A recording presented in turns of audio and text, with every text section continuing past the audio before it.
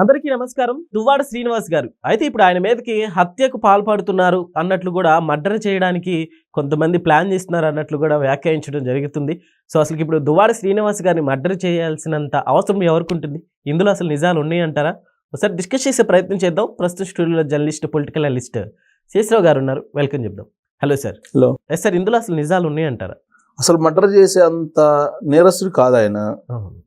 Murder చేయాల్సిన అవసరం ఎవరికి ఉంది అతన్ని అనేది ఒక పెద్ద చర్చ పొలిటికల్గా. అయితే ఆయన ఇచ్చినటువంటి కంప్లైంట్ మేరకు ధర్మాన కృష్ణదాసు, ధర్మాన ప్రసాదరావు వీళ్ళిద్దరూ అతను చంపడానికి కుట్ర పన్నుతున్నారు అనేది ఆయన కంప్లైంట్ చేసింది పోలీసులకి.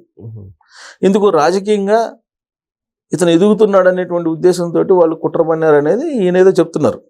రాజకీయంగా అసలు ఎక్కడ ఎదిగడిగినా వైఎస్ఆర్ కాంగ్రెస్ పార్టీని సస్పెండ్ చేశారు. వైఎస్ఆర్ కాంగ్రెస్ పార్టీలో లేడు. ఈయన అడల్టరీ లవ్లో దువ్వాడ శ్రీనివాస్ అలాగే దివ్యల మాధురి వీళ్ళిద్దరూ ఉన్నారు. వాళ్ళు సోషల్ మీడియా హైలైట్ కావడానికి సోషల్ మీడియాలో వచ్చేటువంటి కామెంట్స్కి, సోషల్ మీడియాలో వచ్చేటువంటి పొగడ్తలకి, సోషల్ మీడియా వంటి విమర్శలకి లేదా ఆరోపణలకి వీటన్నిటిని చూసుకుంటూ దాన్ని ఆనందించడమా, లేదంటే ఎంజాయ్ చేయటమో, లేదంటే ఇంకొక రకంగా వాళ్ళు ఫీల్ కావటమో ఏదో సంథింగ్ జరుగుతుంది. జనరల్గా సోషల్ మీడియాలో ఎలా ఉంటుందంటే కొంతమంది ఈ మధ్య కాలంలో వచ్చినటువంటి వాళ్ళు ఆ విమర్శలు చేసేటువంటి వాళ్ళని వాళ్ళు ఫాలో చేసేటువంటి వాళ్ళు ఎక్కువ కావాలి, ఎక్కువ విమర్శలు చేయాలి, ఎక్కువ కామెంట్లు చేయాలి, దాంట్లోనే కిక్ ఎత్తుక్కుంటున్నారు. ఆ కిక్ ఎలాంటిదంటే ముందు తాగే దానికన్నా ఎక్కువ కిక్కు వీళ్ళు అనుభవిస్తున్నారు. గంజాయి తాగినప్పుడు ఎంత కిక్ ఉంటుందో అంతకన్నా ఎక్కువ అనిపిస్తుంది వీళ్ళది. గంజాయి తాగినప్పుడు ఎలా ఉంటుందని మీకెట్ట తెలుసు, మీరైనా తాగారు అనొచ్చు, నేను తాగలేదు. గంజాయి తాగిన వాళ్ళని చూస్తున్నాం కాబట్టి చెబుతున్నా. అలాగే డ్రగ్స్ తీసుకున్న వాళ్ళు ఎలా ఉంటారో మనం చూస్తున్నాం. సో వాళ్ళకి అదొక కిక్కు.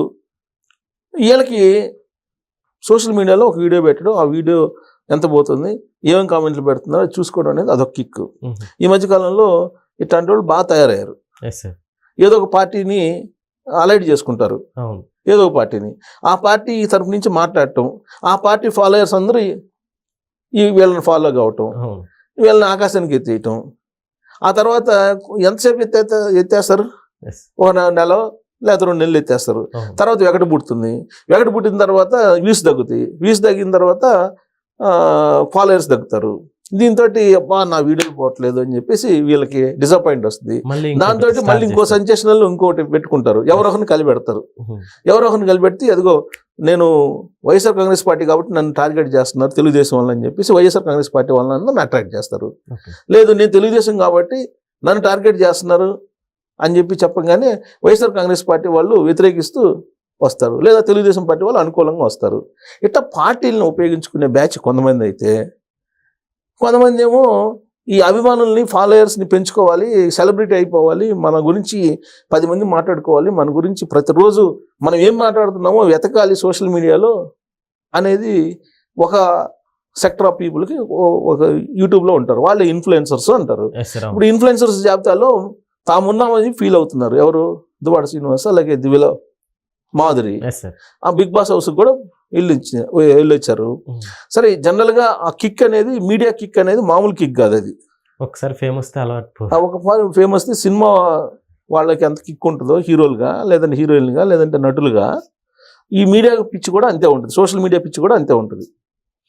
ఇప్పుడు ఆయన చేసినటువంటి ఆరోపణ, ఆయన చేసినటువంటి కంప్లైంట్ ఏంటి, తన మీద హత్యకు కుట్ర పడుతున్నారు అనేది కామెంట్ చేశారు ఆయన. జనరల్గా ఉత్తరాంధ్రలో రాజకీయాలు ఎప్పుడు కూడా హత్యల దాకా వెళ్ళవు.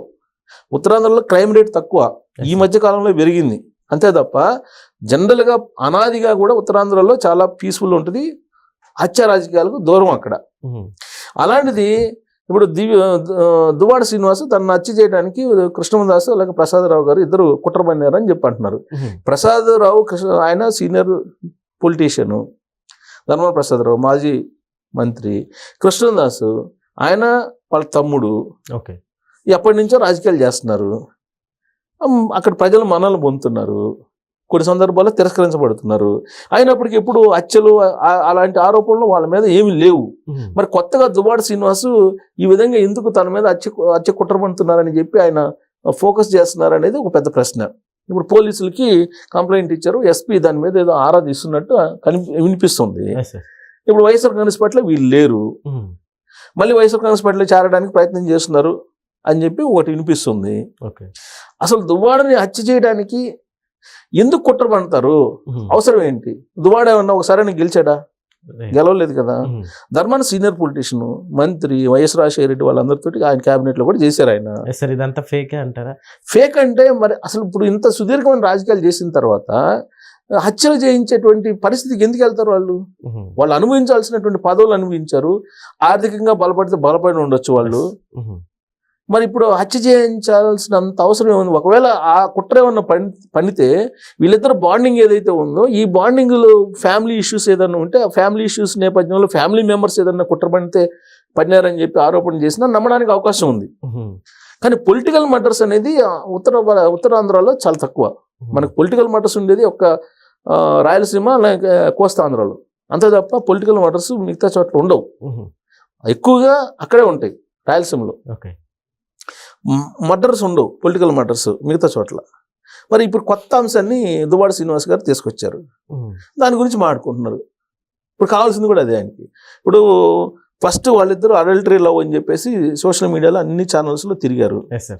సరే తిరిగారా లేకపోతే వాళ్ళు పిలిచారా, ఏదైతే మొత్తం మీద సోషల్ మీడియాలో రకరకాల ఇంటర్వ్యూస్లో వాళ్ళు ఫేమ్ అయిపోయారు. తర్వాత ఈ ఫేమ్ తోటి ఈ ఫేమ్ని పెట్టుబడిగా పెట్టి చీరల వ్యాపారం ఏదో పెట్టినట్టున్నారు. గోల్డ్ షాప్ చీరల వ్యాపారం ఏదో పెట్టినట్టున్నారు, సంథింగ్ వ్యాపారాలు. ఇప్పుడు బిగ్ బాస్ హౌస్లోకి వెళ్ళారు మాధురి గారు. ఆవిడ అక్కడి నుంచి ఒక స్టెప్ వేయచ్చు అనుకున్నారు, కానీ బిగ్ బాస్ హౌస్లో ఎక్కువ కాలం పాటు ఆవిడ లేరు, బయటికి రావాల్సిన పరిస్థితి. ఎందుకంటే ప్రజల అభిమానాన్ని ఆవిడ చూరగొనలేదు, ప్రజాభిమానం తగ్గింది. దాంతో బిగ్ బాస్ హౌస్ నుంచి 3వ వారం 4వ వారం బయటకు రావాల్సిన పరిస్థితి ఏర్పడింది. వస్తే ఏమన్నారు, నేను రావాలనుకుంటే వస్తాను, పోవాలనుకుంటే పోతాను, బిగ్ బాస్ హౌస్ నాకు తెలుసు, నేను మళ్ళీ రావాలనుకుంటే వస్తానని చెప్పి ఒక కామెంట్ చేసి వెళ్ళిపోయారు. ఆ కామెంట్ తోటి బిగ్ బాస్ హౌస్ మీద అప్పటి వరకు ఉన్నటువంటి ఆరోపణలు ఏవైతే ఉన్నాయో అవి నిజమే అనేటువంటి ముద్ర పడిపోయింది. అదొక ఫేక్ షో అనేది ముద్ర పడిపోయింది. బయటకు వచ్చిన తర్వాత అందరూ ఇంటర్వ్యూలకు ఎగబడతారని చెప్పేసి అనుకున్నారు. ఒకళ్ళు ఇద్దరు ఇంటర్వ్యూలు చేశారు ఆవిడ్ని, మిగతా వాళ్ళు ఎవరు ఇంటర్వ్యూలు చేయలే. ఆ తర్వాత ఈ మధ్య కాలంలో మర్చిపోవడంతో మళ్ళీ బిగ్ బాస్ హౌస్లో తనూజ గురించి, తనూజకి సపోర్ట్ చేస్తూ లేదంటే రమ్యకి సపోర్ట్ చేస్తూ మాట్లాడటం మొదలుపెట్టారు. బిగ్ బాస్ షో గురించి 4-5 రోజుల నుంచి, దాదాపు వారం నుంచి అదే కార్యక్రమంలో ఉన్నారు. ఇప్పుడు అది అయిపోయింది, బిగ్ బాస్ అది కూడా అయిపోయింది కదా, బిగ్ బాస్కి సంబంధించినటువంటి బస్ కూడా అయిపోయింది. ఇప్పుడు ఇంకా మళ్ళీ ఇంకొక అంశం కావాలి కాబట్టి బహుశా ఇలాంటివి తీసుకున్నారా నిజంగానే అని అంటే దువ్వాడ శ్రీనివాస్ గారు చేసిన ఆరోపణలు కూడా మనం పూర్తిగా తీసేయలేము. ఎందుకంటే ఏమీ లేకుండా చెప్పడం అనేది ఒకటి ఉంది ఆయన మీద, స్ట్రైట్ ఫార్వర్డ్. ఇప్పుడు అడల్టరీలో కూడా ఆయన ఫేస్ చేస్తున్నారు కదా, దొంగతనంగా ఏమీ మాధురితో ఉండలేదు, బహిరంగంగానే ఉంటున్నారు. కాబట్టి దాన్ని తీసుకుంటే పూర్తిగా కూడా కొట్టేయలేము. అయినంత మాత్రాన అది నిజమేనని చెప్పి కూడా నమ్మలేము. సో ఇప్పుడు దీని మీద డిబేట్ జరుగుతుంది. ఆయనకు కావాల్సింది కూడా అదేనేమో బహుశా నేను అనుకోవటం. బట్ పోలీసులు తేల్చాలి దీన్ని. అసలు ఆయన ఇచ్చినటువంటి కంప్లైంట్ నిజమా అబద్ధమా, అసలు ఎవరు నిజంగా ఆయన్ని హత్య చేయడానికి ప్లాన్ చేశారు? హత్య చేయడానికి ప్లాన్ చేస్తే రెక్కి నిర్వహిస్తారుగా, ఎవరికన్నా సుఫారీ ఇస్తారుగా, వాళ్ళకై వాళ్ళు ఇచ్చి పొడవరుగా సుఫారీ ఇస్తారు కదా, లేదంటే రెక్కి నిర్వహిస్తారు కదా. అలాంటి ఆనవాళ్ళు ఉంటే పోలీసులు కనుక బయట పెడితే అప్పుడు ఈయన చెప్పింది నిజం అని చెప్పి మనం నమ్మాలి. అప్పటి వరకు ఈయన చెప్పింది నిజం అని నమ్మలేం, అలా అని చెప్పి పూర్తిగా కొట్టేయలేం.